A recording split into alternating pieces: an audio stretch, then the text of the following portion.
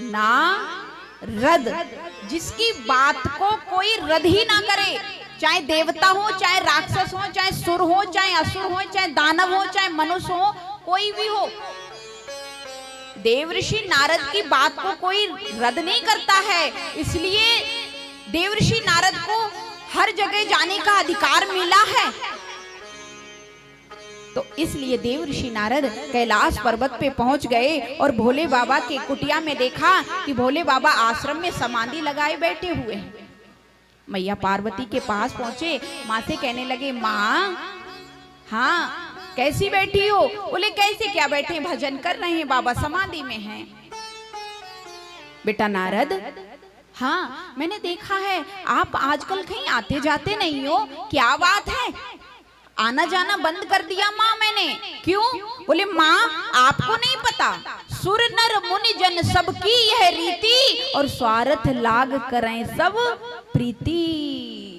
संसार का हर प्राणी अपने स्वार्थ को प्रेम करता है, और जो निस्वार्थ आपसे प्रेम करता है, वो निस्वार्थ आपकी भक्ति करता है, उसे आपसे कोई लगाव नहीं है। लेकिन माँ ये संसार के लोगों का कर्तव्य बन गया है, इसलिए मैंने आना जाना बंद कर दिया, क्या करूंगा जाके कहीं भी। तो माँ बोली, बेटा तुम्हारे लिए सुर नर मुनि सबकी ये रीति, स्वार्थ लाग करें सब प्रीति। मेरे भोले बाबा ऐसा नहीं करते हैं, मेरे भोले बाबा तो मुझे बहुत प्रेम करते हैं। अच्छा माँ कितना प्रेम करते हैं? बोले इतना प्रेम करते हैं, इतना प्रेम करते हैं, गुरु दीक्षा में मंत्र दिया जाता है। गुरु एक मंत्र को कान में फूंकता है, वो मंत्र कभी किसी को नहीं बताना चाहिए। तो माँ कहते हैं, बेटा गोपनीयम गोपनीयम गोपनीयम प्रत्यत्नतः, उसे गुप्त रखना चाहिए। लेकिन मेरे भोले बाबा तो इतना प्रेम करते हैं, उन्होंने आके वो मंत्र भी मुझे बता दिया। अच्छा माँ तो आपको बहुत प्रेम करते हैं? बोले बहुत प्रेम करते हैं माँ। फिर तो आपको ये भी बताया होगा कि बाबा के गले में जो मुंडों की माला है वो किसकी है? अब तो माँ ने सर में हाथ मारा, बोला यही नहीं बताया। बोले ये नहीं बताया, फिर प्रेम क्या करते हैं तुमसे? खाक। अब तो मैया एकदम क्रोध में आके उदास हो गई। देवऋषि नारद बोले, नारायण नारायण, बस इतना ही काफी था और निकल लिए। जाकर के भोले बाबा के पास पहुंचे, भोले बाबा से कहा, बाबा मैया कुटिया में याद कर रही है आपको। याद कर रही है? हाँ। बोले जब आप गए हो तो याद तो कर ही रही होंगी। प्यारे देवऋषि नारद की बात सुनकर के बाबा के मन में ये विचार आया।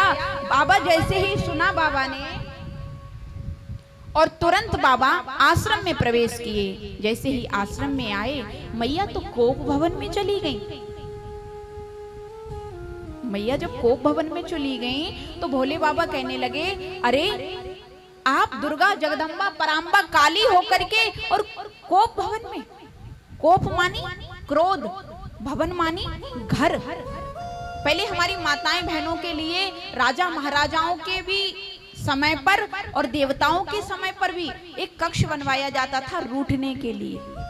अगर मैया को रूठना है तो एक कक्ष में चली जाएगी, उसका नाम था कोप भवन। पर आजकल हम लोग नहीं बनवा सकते क्योंकि हमारे पास जगह का इतना अभाव है, कहाँ बनवाएंगे। एक बेटा को कमरा चाहिए, एक बेटी को कक्ष चाहिए, एक हमको चाहिए, एक सासू माँ को चाहिए, सबको चाहिए ना। तो फिर रूठने के लिए कहाँ से बनवाएंगे।